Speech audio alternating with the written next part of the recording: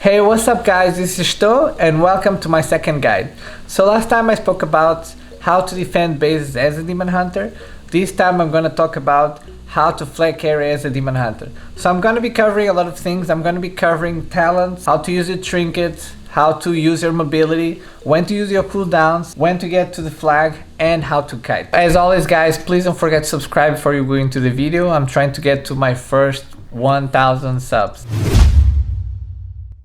I'm gonna start with the talents first, just like I did last time. The normal talents, nothing changed, so I'm just gonna put it up on the screen so you guys can see it. The PvP talents, there's a little bit of a change. The first one is Illidan's Grasp. First time you cast a spell, you stun a player and you can still move around and you can still attack him. The second time you cast a spell, which is what a lot of people don't know about, is this allows you to throw the player to whichever direction you want. So if you do this and you throw the player into the enemy team, this will stun everybody in that range. So this is really good to go through the map, to go through the enemy team. Sometimes during defense it's also good. Let's say if Rogan and Boomy opens on you, this is good to CC one of them, throw it in the other one so you get double stun, and helps you a lot in defense. The second one is Attainment, which just increases the timer on your imprison, so you can see him for 2 seconds more. The third one is one I use specifically for flag carry maps, which is Demonic Trample. This one is really good again to go through the enemy team. This is something that gives you speed and you become immune to snares. This is good to use in situations where you go through the tunnel and there's a lot of people, there's a whole team fight going on in the tunnel, so you just use this and you go right past everybody. It's also good to go across the map, plus it's also good to pick up the flag and go straight out of the flag room without the rogue slowing you down.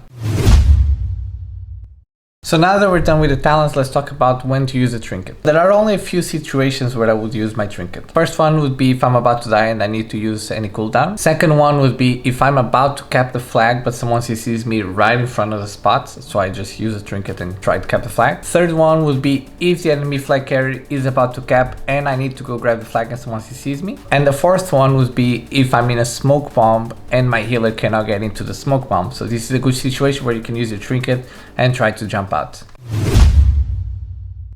I usually try to save my mobility spells for certain situations. First one would be to get out of the flag room. Usually there's someone defending, so you want to use your mobility while still CCing them so you can get out of the flag room. Second one, which is probably the most important one, which is get out of the smoke bomb. This is something that happens a lot. Usually they force you trinkets, so you have to jump out of the smoke bomb as soon as you can so your healers can heal you. Having said this, the next one would be jumping to the healers or jumping away from their team. The other situation that you will encounter is a situation where you can fast cap. Sometimes you get in a situation where the enemy rogue was just in our flag room, so there's no one defending. Using your double jump, triple soul shape, double jump again, and try to get to your base as soon as you can. The other bonus thing that I also think about is jumping across the river. I always try to save one of the jumps to go across the river because you don't want to be swimming with a flag.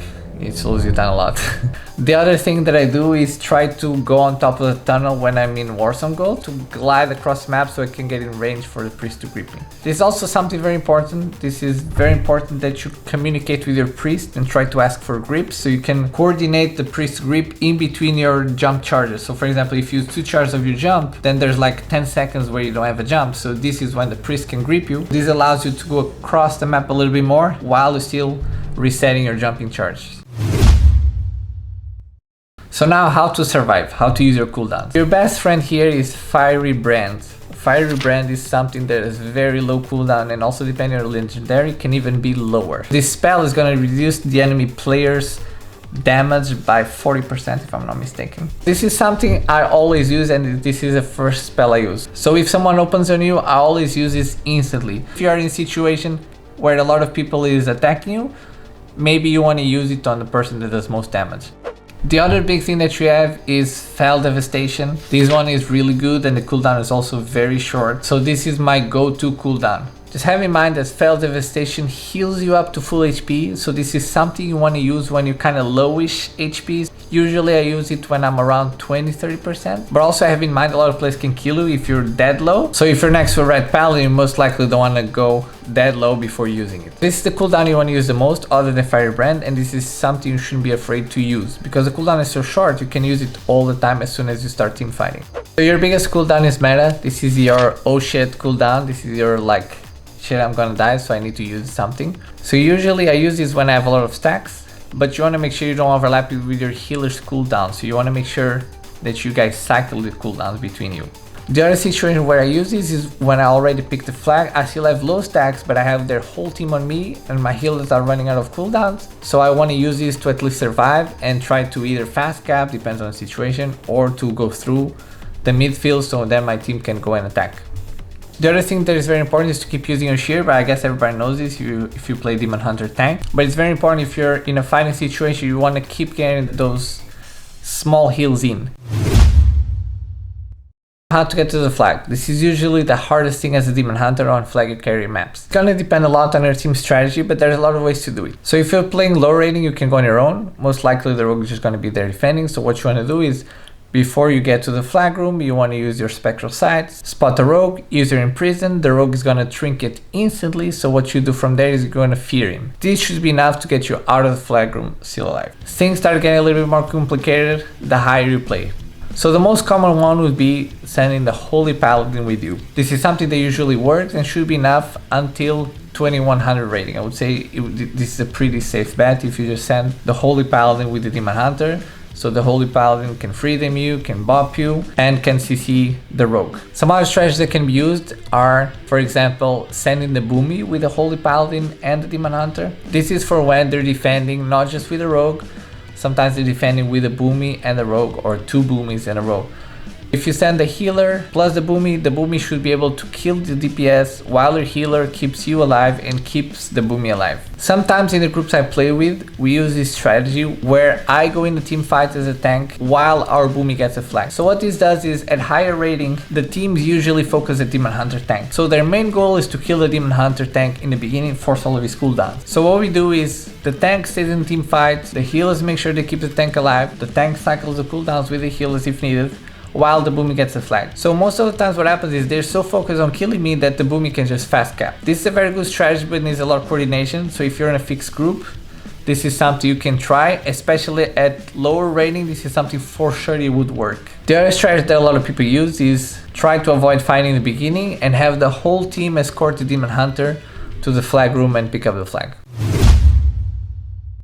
Now the most important thing, which in my opinion is what makes the Demon Hunter stand out from the others if done properly, which is kiting. So I'm gonna go over the two main strategies that I use, because there's one for Twin Peaks and there's one for Warstone Gulch. Both strategies are on the offensive side. So let's start with Warstone Gulch. So as soon as you get in the tunnel, you wanna go up to the roof with your healer. Depending on the strategy, you might have one healer or two healers. Usually what I do is, as soon as I'm on the roof, I try to keep using spectral sight every time I start a cooldown, so I can see who's coming and how far they are. As soon as I start going up on the roof, I jump down with my healer, we go to the graveyard. Then wait a little bit. As soon as they jump down from the roof, you go to the tunnel and then go up to the roof again. So what you want to do is you want to keep cycling this route while having your Warlock and your DK in defense slowing everybody down. So if you do this properly, the enemy team should never even be able to get to you.